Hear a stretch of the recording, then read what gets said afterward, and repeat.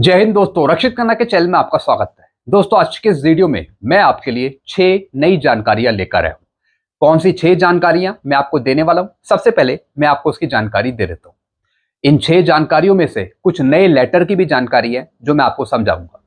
सबसे पहली जानकारी मैं आपको दूंगा, लोकसभा में सीपी ग्राम के बारे में पूछा गया सवाल सांसदों ने सरकार से।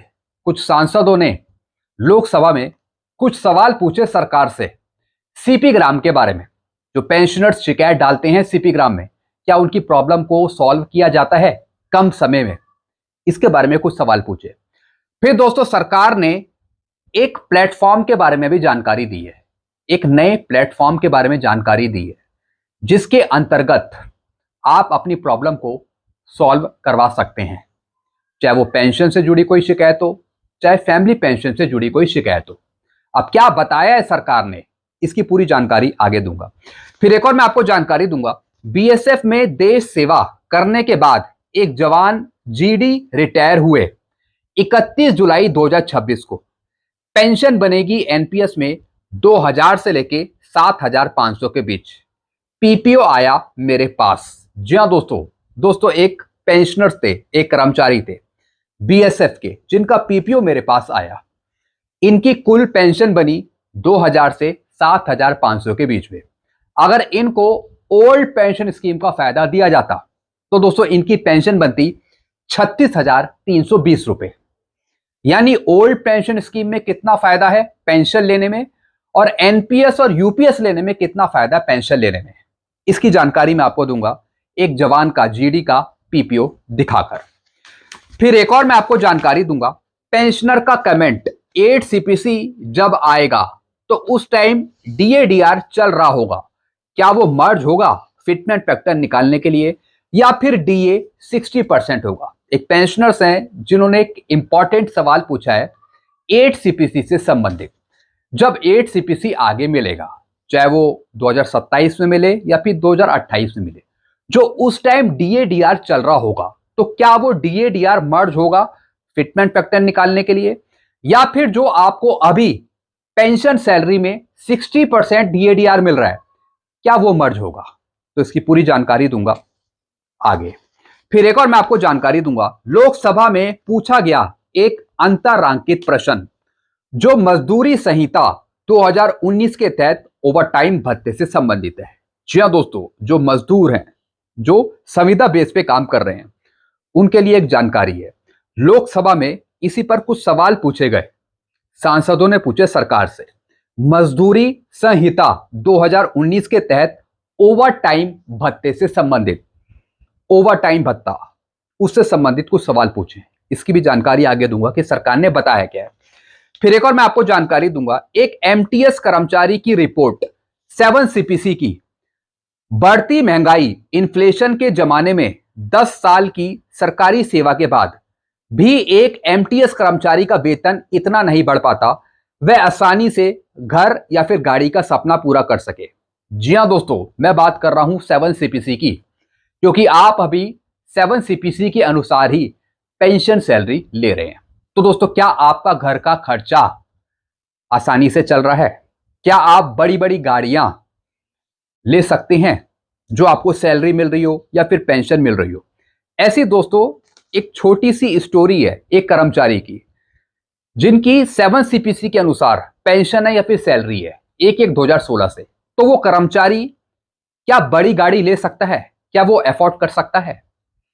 या फिर कुछ अपनी जरूरी चीजें ले सकता है जो महंगी हैं? कहने का मतलब है, आजकल की महंगाई के जमाने में जो आप सैलरी पेंशन ले रहे हैं, क्या वो पूरी पड़ जाती है? आप जरूरी चीजें ले सकते हैं उस पेंशन सैलरी से? इसकी जानकारी दूंगा।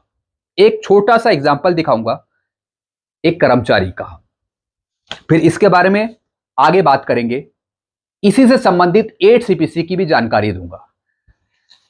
फिर दोस्तों एक और मैं आपको जानकारी दूंगा, एनपीएस के कर्मचारी और उनके कंट्रीब्यूशन से संबंधित 4 अगस्त का नया सर्कुलर। जी हां दोस्तों, एक नया सर्कुलर है 4 अगस्त का, एनपीएस के कर्मचारी और उनके कंट्रीब्यूशन से संबंधित, जो उनका कंट्रीब्यूशन काटा जाता है कर्मचारियों का। तो एक नया लेटर है, इसके बारे में आगे बात करेंगे।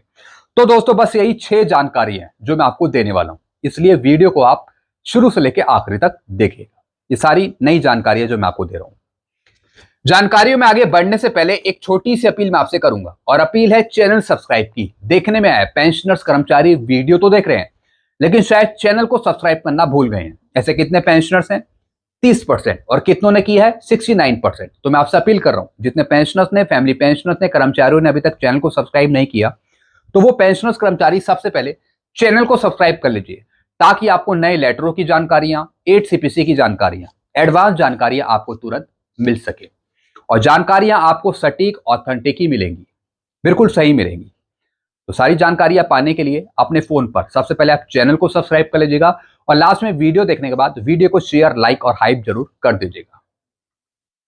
चलते हैं दोस्तों पहली जानकारी की तरफ। पहली जानकारी मैं आपको दे रहा हूं, लोकसभा में सीपी ग्राम के बारे में पूछा सवाल सांसद ने सरकार से। सरकार ने बताया सीपी ग्राम में सुधार के बारे में, डिजिटल पेंशन प्लेटफॉर्म के बारे में, और एआई के इस्तेमाल के बारे में। एआई के मदद से पेंशनर शिकायत दर्ज करा सकते हैं। जी हां दोस्तों, कुछ सवाल पूछे गए 5 अगस्त 2026 को, और पूछने वाले थे सांसद। यहां पे आप देख रहे हैं कुछ सांसद हैं जिन्होंने सवाल पूछा। सवाल क्या पूछा सीपी ग्राम के बारे में, और फिर जवाब क्या दिया सरकार ने। अब दोस्तों यहां पे देखिए, और जो जवाब दिया है वो पेंशन राज्य मंत्री डॉक्टर जितेंद्र सिंह ने दिया है। आप यहां पे देख रहे हैं, सीपी ग्राम में सुधार, शिकायत सुलझाने का समय। सवाल पूछा, पेंशनर्स और फैमिली पेंशनर जो शिकायत डाल रहे हैं सीपी ग्राम में, क्या उनकी शिकायतों का निवारण किया जा रहा है? क्या उनकी प्रॉब्लम सॉल्व करी जा रही है? अगस्त 2024 में नए नियम जारी कर शिकायत सुलझाने की समय सीमा को 30 दिन से घटाकर 21 दिन कर दिया है। जी हां दोस्तों, पहले समय सीमा थी 30 दिन की। 30 दिन के अंदर आपकी प्रॉब्लम को सॉल्व करना होता था। अब दोस्तों 30 दिन से घटाकर वो 21 दिन कर दिया है। अब आपकी प्रॉब्लम को 21 दिन में सॉर्ट आउट करना होगा, सॉल्व करना होगा। ये सरकार ने खुद बताया है। तो अगर आप शिकायत डालते हैं सीपी ग्राम में, तो जरूर चेक करें, उसका स्टेटस चेक करें कि आपकी प्रॉब्लम कितने दिन में सॉल्व हो रही है। सरकार बता रही है 21 दिन में। फिर बताया ताजा आंकड़े के बारे में।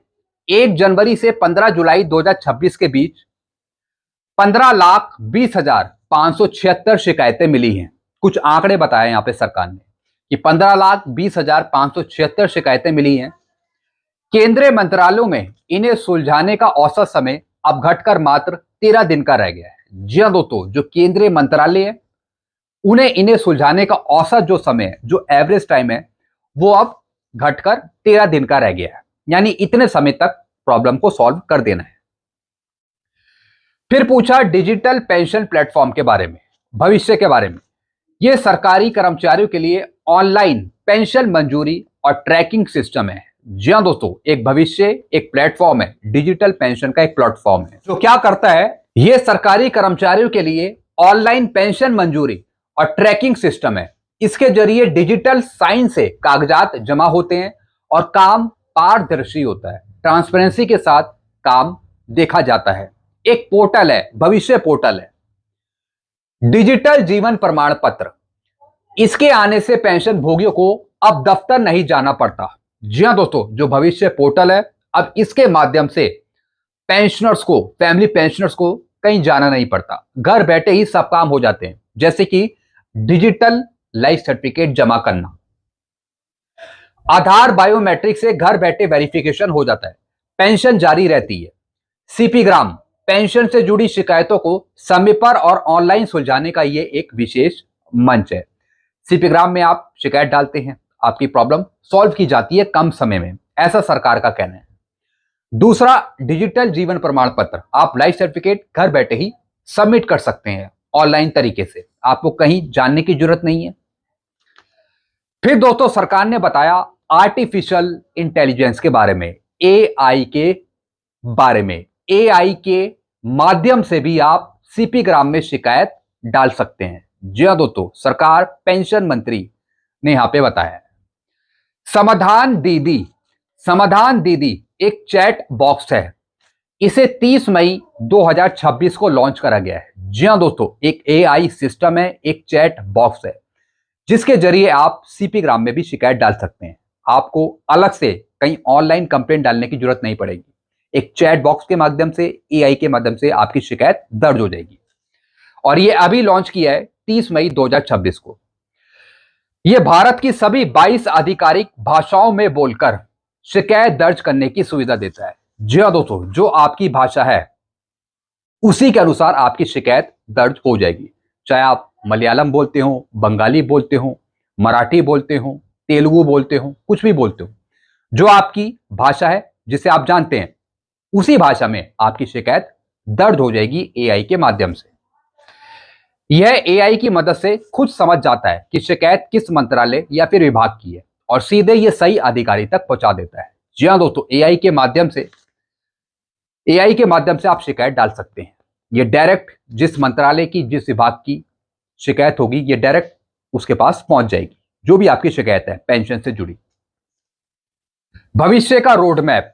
सरकार इंप्रूविंग पेंशनर्स वेलफेयर नाम की नई योजना पे काम कर रही है। जी हां दोस्तों, सरकार ने यहां पे बताया कि हम एक नई योजना पे काम कर रहे हैं जिसका नाम है इंप्रूविंग पेंशनर्स वेलफेयर, ताकि बुजुर्गों के लिए एक ही एकीकृत पेंशन भोगी पोर्टल बनाया जा सके। जो बुजुर्ग हैं, जो पेंशनर्स हैं, उनके लिए एक यूनिफाइड पेंशन पोर्टल बनाया जा रहा है। जो भी आपकी दिक्कत होगी, जो भी प्रॉब्लम होगी, फिर दोस्तों वहां पर इन सारी चीजों को देखा जाएगा। यानी सब कुछ आपको एक पोर्टल में मिलने वाला है आगे आने वाले टाइम में। तो दोस्तों यहां पे सरकार ने कुछ चीजें समझाई, सीपी ग्राम के बारे में, भविष्य पोर्टल के बारे में और आपकी शिकायतों के निवारण के बारे में। फ्यूचर के भी बता दिया कि फ्यूचर में आगे क्या करने वाली है सरकार। एक पोर्टल बनाया जा रहा है ऑनलाइन पेंशनर्स के लिए। तो दोस्तों एक ये नई जानकारी दी थी सरकार ने लोकसभा में। चलते हैं अगली जानकारी की तरफ। बीएसएफ में देश सेवा करने के बाद एक जवान जीडी रिटायर हुआ 31 जुलाई 2026 को। जी हां दोस्तों, एक बीएसएफ में एक कर्मचारी का, पेंशनर्स का एक पीपीओ मेरे पास आया है, जो बीएसएफ से रिटायर हुआ एक कर्मचारी 31 जुलाई 2026 को। पेंशन बनेगी एनपीएस में 2000 से 7500 के बीच। जी हां दोस्तों, साइड में दोस्तों आप एक पीपीओ देख रहे हैं, ये एक जीडी का पीपीओ है। डेट ऑफ ज्वाइनिंग है 2004 की, डेट ऑफ रिटायरमेंट है 31 जुलाई 2026 की। कुल सर्विस इन्होंने कितनी करी बीएसएफ में? 21 साल 11 महीने और 12 दिन। ज्वाइनिंग करी थी 14 जुलाई 2019 से अब तक।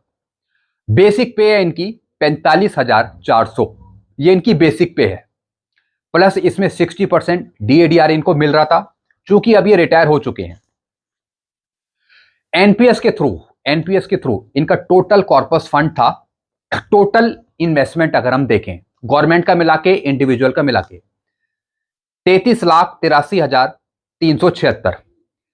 60% इसमें से विड्रॉल इनको मिल गया था जब ये रिटायर हुए थे। टोटल जो आपका कॉर्पस है 60% आपको मिल जाता है और 40% की आपकी पेंशन बनती है एनपीएस के थ्रू। तो 60% इनको मिल गया 20 लाख के आसपास, और 40% जो बचा उसकी एन्युटी बना दी पेंशन के लिए, यानी 13,53,350। रिटायरमेंट ग्रेजुएटी मिली 7,99,000 के आसपास। लीव इनकैशमेंट मिला 7,26,000 के आसपास 300 दिन का। अब दोस्तों यहां पे देखिए इनकी पेंशन किस तरीके से बनेगी। 21 साल 11 महीने 12 दिन बीएसएफ में देश सेवा करने के बाद, एक तरीके के ये भी जवान है बीएसएफ के, कहीं ना कहीं ये भी देश की सेवा करते हैं। चूंकि अभी ये एनपीएस में है, 33,83,376 इनका टोटल कॉर्पस है, इन्वेस्टमेंट है पूरा, गवर्नमेंट का मिला के, इंडिविजुअल का मिला के, जिसमें से एक मुश्त निशासकी, जिसमें से 60% विड्रॉल इनको मिला 20,30,026, जैसे मैंने आपको यहां पे दिखाया। और पेंशन के लिए 40% 13,53,350 रुपए बचे। इसमें से इनकी पेंशन डिसाइड होगी, जो भी इन्होंने एन्युटी ली होगी, स्कीम ली होगी। इस हिसाब से एनपीएस में पेंशन लगभग इनकी 6,400 से 9,100 महीना हो सकती है। जी हां दोस्तों, इनकी जो पेंशन बनेगी वो इसी के आसपास बनेगी, 6,400 से 9,100 के बीच में। अगर यही ओपीएस से रिटायर होते, यानी अगर ये ओल्ड पेंशन स्कीम के तहत रिटायर हुए होते, तो दोस्तों इनकी पेंशन कितनी होती? 45,400 का आधा जो इनकी बेसिक पे है, 45,400, इसकी आधी इनको पेंशन मिलती। कितनी मिलती? 22,700 रुपए। तो दोस्तों आप बताइए, क्या ये वाली पेंशन ज्यादा है या फिर ये वाली पेंशन ज्यादा है? एनपीएस वाली पेंशन ज्यादा है या फिर ओपीएस वाली? इस वजह से जो बीएसएफ है, सीआईएसएफ है, आईटीबीपी के जवान है, वो इस वजह से कह रहे हैं कि हमें ओल्ड पेंशन स्कीम का फायदा दे दिया जाए, ताकि हमें एक सुनिश्चित सही पेंशन मिल सके रिटायरमेंट होने के बाद भी। अब इन्होंने 21 साल सर्विस करी है, लेकिन पेंशन कितनी है? मात्र एनपीएस के तहत 6,400 से 9,100 के बीच में। इतनी कम पेंशन से क्या होता है? कुछ भी नहीं होता। तो दोस्तों, ओल्ड पेंशन स्कीम में अगर ये होते तब इनकी पेंशन होती 22,700 रुपए और इस पे डीए अलग काउंट होता। अब एनपीएस में कोई डीए डीआर कोई काउंट नहीं होगा पेंशन में, डायरेक्ट एक मुश्त पेंशन मिलेगी, चाहे वो 3,000 मिले, 6,000 मिले या फिर 9,000 रुपए मिले। इस वजह से डिमांड करी जा रही है कि चाहिए तो सिर्फ ओल्ड पेंशन स्कीम। ये मैंने आपको एक जानकारी समझाई है कि किस तरीके से यहाँ पे पेंशन मिलती है एनपीएस के कर्मचारियों को। तो सबसे बेस्ट है ओल्ड पेंशन स्कीम, यही हमारी डिमांड है। चलते हैं दोस्तों अगली जानकारी की तरफ। पेंशनर्स का कमेंट 8 सीपीसी जब आएगा तो उस टाइम डीए डीआर चल रहा होगा, तो वो मर्ज होगा फिटमेंट फैक्टर निकालने के लिए या फिर डीए 60% होगा। दोस्तों अगर मैं आपको रूल समझाऊं, 7 सीपीसी की बात करूं तो 7 सीपीसी में क्या हुआ था? 1/1/2016 को जो डीए डीआर था 125%, उसको लेकर उसे मर्ज करके फिटमेंट फैक्टर दिया गया 2.57 का। अगर यही रूल 8 सीपीसी में रहता है, मतलब 8 पे कमीशन अगर यही रूल अपनाता है 7 सीपीसी का, तो आपका 60% डीए डीआर लिया जाएगा फिटमेंट फैक्टर निकालने के लिए। अगर यही रूल रहता है 60% डीए डीआर लेकर और 20% अगर सरकार बढ़ोतरी करती है पेंशन में, तो आपका फिटमेंट फैक्टर 1.92 बनता है। हालांकि ये पेंशनर्स मेरे से पूछ रहे हैं कि सर डीए 60% ही क्यों लिया जाएगा? जब 8 सीपीसी आएगी तो उस टाइम तो जो डीए होगा वे मर्ज होगा ना। Please explain. जैसा मैंने आपको बताया, अगर 8वां वेतन आयोग 7 सीपीसी की पॉलिसी को एडॉप्ट करता है फिटमेंट फैक्टर निकालने के लिए, तो आपका 60% डीए डीआर लिया जाएगा मर्ज करके फिटमेंट फैक्टर निकालने के लिए, और 60% डीए डीआर आपकी बेसिक पे बेसिक पेंशन में मर्ज नहीं होगा। आपकी बेसिक पे बेसिक पेंशन में मर्ज नहीं होगा। फिटमेंट फैक्टर निकालने के लिए सिर्फ मर्ज किया जाएगा और उससे निकल आएगा फिटमेंट फैक्टर। चलते अगली जानकारी की तरफ। लोकसभा में पूछा गया एक अंतररांकित प्रश्न जो मजदूरी संहिता 2019 के तहत ओवर टाइम भत्ते से संबंधित है। जी हां दोस्तों, जो कर्मचारी हैं जो मजदूरी कर रहे हैं, तो उनके ओवर टाइम भत्ते को लेकर कुछ सवाल पूछे गए लोकसभा में। अब देखिए दोस्तों, यहां पे क्या पूछा। ओवर टाइम भत्ता बंद करने का निर्णय। सरकार ने बताया कि 7वें वेतन आयोग की सिफारिशों के बाद 19 जून 2018 को जारी एक आदेश के तहत केवल ऑपरेशनल और इंडस्ट्रियल कर्मचारियों को छोड़कर केंद्र सरकार की अन्य सभी श्रेणियों के कर्मचारियों के लिए ओवर टाइम भत्ता समाप्त कर दिया है। जी हां दोस्तों, सरकार ने यहां पे साफ बता दिया कि 7वें वेतन आयोग की सिफारिशें के बाद 19 जून 2018 को जारी एक आदेश के तहत केवल ऑपरेशनल और इंडस्ट्रियल कर्मचारियों को छोड़कर, जो ऑपरेशनल श्रेणी के कर्मचारी हैं, जो ऑपरेशनल और इंडस्ट्रियल कर्मचारी हैं, उनको छोड़कर केंद्र सरकार की अन्य सभी श्रेणियों के कर्मचारियों के लिए ओवर टाइम भत्ते को यहां पे समाप्त कर दिया है सरकार ने। उनको कोई ओवर टाइम भत्ता नहीं मिलेगा। दरों में बदलाव नहीं। केंद्र सरकार के पात्र कर्मचारियों के लिए ओवर टाइम भत्ते की प्रति घंटा दर आखिरी बार 19 मार्च 1991 को निर्धारित करी गई थी। यह रूल समझा रही है गवर्नमेंट लोकसभा में, जिसके बाद से इन दरों में कोई संशोधन बदलाव नहीं किया गया। यानी जो रेट फिक्स करे गए थे वही रेट है। पेंशन और कार्मिक मंत्रालय का जवाब। इस प्रश्न का उत्तर कार्मिक लोक शिकायत पेंशन मंत्रालय में राज्य मंत्री डॉक्टर जितेंद्र सिंह ने दिया था। अब फैसले का आधार क्या है? सरकार ने स्पष्ट किया है कि ओवर टाइम भत्ते सहित सभी भत्तों पर कोई भी निर्णय वेतन आयोग की सिफारिशों पर व्यय विभाग डिपार्टमेंट ऑफ एक्सपेंडिचर द्वारा लिए गए निर्णय के आधार पर ही किया जाता है। जी हां दोस्तों, सरकार ने स्पष्ट कर दिया कि डायरेक्टली हम ये फैसला नहीं लेते। जो ये फैसला लिया जाता है, ये लिया जाता है डिपार्टमेंट ऑफ एक्सपेंडिचर के द्वारा। यानी पे कमीशन जो सिफारिशें देता है, जो पे कमीशन सिफारिश करेगा, और वो सिफारिशें कौन एक्सेप्ट करेगा? वो करेगा डिपार्टमेंट ऑफ एक्सपेंडिचर। तो दोस्तों उन्हीं के अनुसार ये सब चीजें तय करी जाती है। ये साफ दोस्तों यहां पे सरकार ने कह दिया। सरकार ने स्पष्ट किया कि ओवरटाइम भत्ते सहित सभी भत्तों पर कोई भी निर्णय वेतन आयोग की सिफारिशों पर व्यय विभाग डिपार्टमेंट ऑफ एक्सपेंडिचर द्वारा दिए गए निर्णय के आधार पर ही किया जाता है। अब दोस्तों जैसे कि 8 सीपीसी की रिपोर्ट है, वेतन आयोग अपनी सिफारिशें सौंप देगा, खर्चा भी बता देगा कि इतना खर्चा है 8 सीपीसी का, लेकिन उस खर्चे को देखेगा कौन, समझेगा कौन? वित्त मंत्रालय, ministry of finance, department of expenditure. वही फाइनल करेगा सब कुछ। क्या ये खर्चा अप्रूव किया जा सकता है? क्या इतना पैसा हम दे सकते हैं पेंशनर्स को पेंशन बढ़ाने के लिए? तो दोस्तों सब कुछ चीजें देखी जाएंगी डिपार्टमेंट ऑफ एक्सपेंडिचर के द्वारा। बाद में फिर अप्रूवल मिलेगी सरकार के द्वारा। दोस्तों यहां पे साफ समझ रहे होंगे आप। तो ये जानकारी दी थी यहां पे। चलते अगली जानकारी की तरफ। एक एमटीएफ कर्मचारी की रिपोर्ट 7 सीपीसी की। बढ़ती महंगाई, इन्फ्लेशन के जमाने में 10 साल की सरकारी सेवा के बाद भी एक एमटीएस कर्मचारी का वेतन इतना नहीं बढ़ पाता कि वह आसानी से घर या गाड़ी का सपना पूरा कर सके। क्या 8 सीपीसी में घर या गाड़ी ले पाएगा कर्मचारी? जी हां दोस्तों, जो आप अभी पेंशन सैलरी ले रहे हैं, क्या वो भरपूर है आपके लिए? जो आप सोचते हैं कि मुझे ये चीज चाहिए, क्या आप वो ले सकते हैं अपनी पेंशन से, सैलरी से? मुझे लगता है कि ज्यादा पेंशनर्स कर्मचारी नहीं ले सकते। जैसे हमें कोई नई ख्वाहिश है कि हमें ये चीज मिलनी चाहिए और हमारी उतनी सैलरी पेंशन है नहीं, तो हम फिर उसे अफोर्ड नहीं कर सकते, हम फिर वो ले नहीं सकते। लेकिन क्या पेंशन और सैलरी आपकी इतनी होनी चाहिए 8 सीपीसी में जिससे आप अपनी जरूरतों का सामान ले सकें? ऐसे दोस्तों एक उदाहरण है एक कर्मचारी का।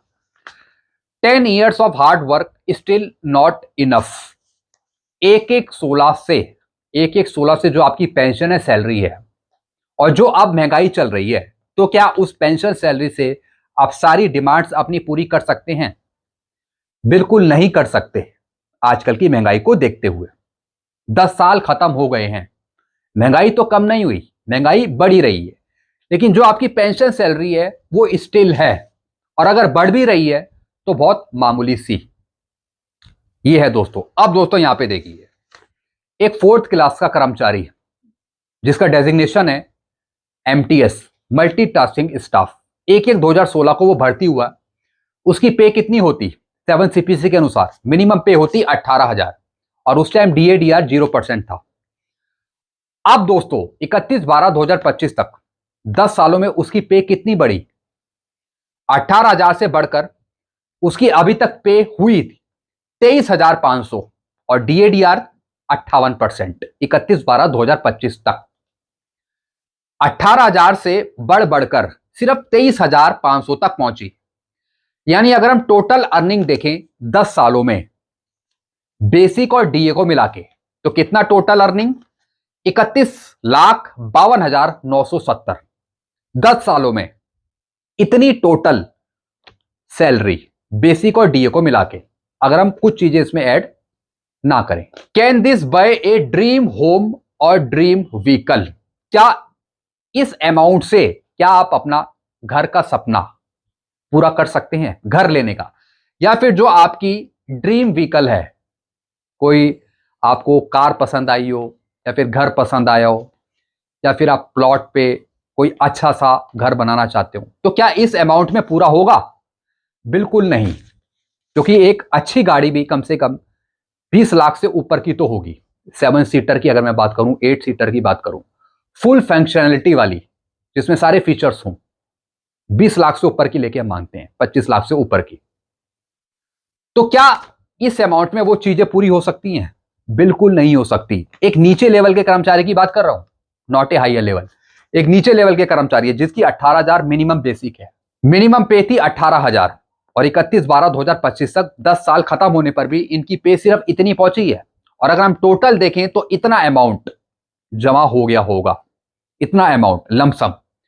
तो इस अमाउंट से कोई ड्रीम होम तो खरीदा नहीं जा सकता, और ना ही कोई ड्रीम कार खरीदी जा सकती है एक सरकारी कर्मचारी के लिए। जी हां दोस्तों, प्राइवेट में ज्यादा पैसा मिल रहा होगा, आपके बच्चे भी प्राइवेट में होंगे, आपकी सैलरी पेंशन से ज्यादा वो कमा रहे होंगे प्राइवेट में, लेकिन जो सरकारी दफ्तर में काम करता है फिर कर्मचारी है, उसकी सैलरी है, जब वो रिटायर हो जाता है तो पेंशन मिलती है।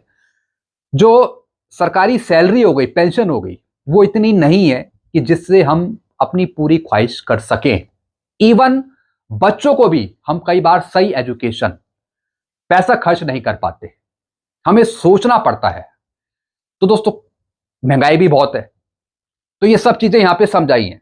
द 8th पे कमीशन, इंफोग्राफिक का मुख्य उद्देश्य यह दिखाना है, जो ये इंफॉर्मेशन दी गई है ये इसलिए समझाई गई है कि 10 सालों में महंगाई बहुत ज्यादा है, लेकिन पेंशन सैलरी उतनी है नहीं जिससे हम जरूरी चीजें खरीद सके, चाहे वो ड्रीम होम हो या फिर ड्रीम कार हो। बढ़ती महंगाई के जमाने में 10 साल की सरकारी सेवा के बाद भी एक एमटीएस कर्मचारी का वेतन इतना नहीं बढ़ पाता, इतना वेतन नहीं बढ़ पाता कि वह आसानी से घर या गाड़ी का सपना पूरा कर सके। यह बात आर्थिक रूप से पूरी तरह सही है। जी हां दोस्तों, यह बात आप अपने पर भी अप्लाई करके देख सकते हैं। जो आप अभी पेंशन ले रहे हैं, चाहे आप लास्ट पे डॉन का 50% पेंशन ले रहे हो, या फिर आप ओआरओपी की पेंशन ले रहे हो, या फिर आप अभी जॉब कर रहे हैं, आपकी जो अभी सैलरी है, क्या आप सब कुछ मैनेज कर सकते हैं, अपनी सुविधाएं पूरी कर सकते हैं? कमेंट में जरूर आप बताएगा, चाहे आप कर्मचारी हो या फिर पेंशनर्स हो। अपनी दिल की बात जरूर बताएगा कमेंट बॉक्स में। सैलरी पेंशन से क्या सब कुछ पूरा हो जाता है, या फिर आपको कुछ सोचना पड़ता है? कमेंट में जरूर बताएगा। यहां पर तो मैंने आपको पूरा समझा दिया कि 10 साल में जो भी ये टोटल अमाउंट है, इस अमाउंट से इस कर्मचारी का पूरा सपना पूरा नहीं हो सकता, चाहे वो घर का हो चाहे गाड़ी का हो। गाड़ी ले सकता है लेकिन वो ड्रीम कार नहीं, ये घर ले सकता है लेकिन वो ड्रीम होम नहीं, क्योंकि इस अमाउंट में आजकल कुछ नहीं होता, जैसा कि महंगाई है। इसी आधार पर कर्मचारियों द्वारा 8वें वेतन आयोग के गठन और बेहतर वेतन फेयर पे की मांग करी जा रही है। इस वजह से कर्मचारी संगठनों ने हाईएस्ट सेटलमेंट फैक्टर की डिमांड करी है, ताकि नीचे लेवल का कर्मचारी, मीडियम लेवल का कर्मचारी एक अच्छी पोजीशन में पहुंच सके। पेंशन उसकी इतनी हो, सैलरी उसकी इतनी हो, ताकि वो कम से कम अपनी ड्रीम चीज तक पहुंच सके। इस वजह से हाईएस्ट की डिमांड है। बाकी आपका क्या कहना है, कमेंट में जरूर आप बताएगा। चलते हैं दोस्तों अगली जानकारी की तरफ। लास्ट इंफॉर्मेशन है, एनपीएस से कर्मचारी और उनके कंट्रीब्यूशन से संबंधित 4 अगस्त को एक नया सर्कुलर, एक नया लेटर जारी करा है pension fund regulatory and development authority के द्वारा। अब दोस्तों यहां पे देखिए, इसका सब्जेक्ट है same day investment of NPS contribution received by trustee bank up to 1:30 PM। यानी जो समय सीमा है उसमें कुछ बदलाव किया है। एनपीएस योगदान कंट्रीब्यूशन के निवेश के लिए कट ऑफ समय में बदलाव किया गया है। कट ऑफ समय में बदलाव, ट्रस्टी बैंक में एनपीएस का पैसा जमा होने की समय सीमा को सुबह 11 बजे से बढ़ाकर 1:30 कर दिया है। जी हां दोस्तों, जो आपका पैसा जमा है ट्रस्टी बैंक में, तो एनपीएस का जो पैसा जमा होने की समय सीमा है उसको 11 बजे से बढ़ाकर उसे 1:30 बजे कर दिया है। अब इसका इंपैक्ट क्या पड़ेगा वो आगे समझाएं। उसी दिन निवेश, सेम डे इन्वेस्टमेंट, यदि आपका एनपीएस का अंशदान पैसा किसी भी कामकाजी दिन को दोपहर 1:30 पर या फिर उससे पहले बैंक को मिल जाता है, तो उसका मिलान सफल रहता है, तो उस पैसे को उसी दिन निवेश कर दिया जाएगा। जी हां दोस्तों, यानी जो आपका पैसा है, कंट्रीब्यूशन है, यानी वो कामकाजी दिन उसी बिजनेस सेटलमेंट डे को दोपहर 1:30 बजे या फिर उससे पहले बैंक को मिल जाता है, तो दोस्तों फिर आपका जो मिलान है वो सफल रहेगा, इन्वेस्टमेंट सक्सेसफुल रहता है। तो उसी दिन निवेश भी कर दिया जाएगा, उसी दिन, अगर वो सही टाइम पे पहुंच जाता है आपका पैसा। उसी दिन की एनएवी का लाभ, जी हां दोस्तों, यानी कि जो नेट एसेट वैल्यू है, आपको उसी दिन का फायदा मिल जाएगा। दोपहर 1:30 बजे तक प्राप्त हुए पैसों पर उसी दिन की अंतिम एनएवी, नेट एसेट वैल्यू के आधार पर यूनिट्स आवंटित की जाएंगी। जी हां दोस्तों, कोई यूनिट का नुकसान आपको नहीं होगा, जिससे अंशदाताओं को फायदा होगा। सभी माध्यमों पर लागू, समय सीमा का यह नया नियम सभी माध्यमों जैसे सरकारी नोडल कार्यालय, ENPS, UPI, net banking, BBPS, NPS आदि से आने वाले सभी प्रकार के फंड पर लागू होगा। यानी दोस्तों जो आपका पैसा है, जो कंट्रीब्यूशन है, अगर वो सही समय पर जमा हो जाता है, जो टाइम है उससे पहले जमा हो जाता है, तो दोस्तों फिर आपको नुकसान नहीं होगा। यानी जो आपके एसेट हैं वो सक्सेसफुली निवेश हो जाएंगे इसमें इन्वेस्टमेंट के लिए। फिर क्या लिखा है, अंशदाताओं और संस्थाओं को सलाह। PFRDA ने सभी NPS सब्सक्राइबर जिनका कंट्रीब्यूशन करता है, NPS सब्सक्राइबर और पेमेंट गेटवे संस्थाओं को सलाह दी है कि वे अपना पैसा समय से पहले ट्रांसफर करें ताकि वह दोपहर 1:30 बजे से पहले बैंक पहुंच सकें और उन्हें उस दिन के निवेश का लाभ मिल सके। जी हां दोस्तों, जो आपका पैसा है अगर वो सही टाइम पे बैंक में सबमिट हो जाएगा तो दोस्तों वो आपका दिन फिर वेस्ट नहीं होगा, उसी दिन आपको फायदा मिल जाएगा, ना कि अगले दिन। तो दोस्तों एक ये नया लेटर था PFRDA का NPS के कर्मचारियों के लिए जो NPS के सब्सक्राइबर हैं, जिनका कंट्रीब्यूशन करता है, और साथ ही साथ जो नोडल अधिकारी हैं जो उनका कंट्रीब्यूशन जमा करते हैं किसी सरकारी दफ्तर में। तो दोनों के लिए दोस्तों ये लेटर था जिसकी जानकारी मैंने आपको दी है। तो दोस्तों कुछ और नई जानकारी आएंगी तो मैं आपको जरूर दूंगा। तो ऐसी जानकारियां पाने के लिए आप चैनल से जुड़ सकते हैं, चैनल को भी सब्सक्राइब कर सकते हैं। चैनल का नाम है Rakshit Khanna. Thank you so much.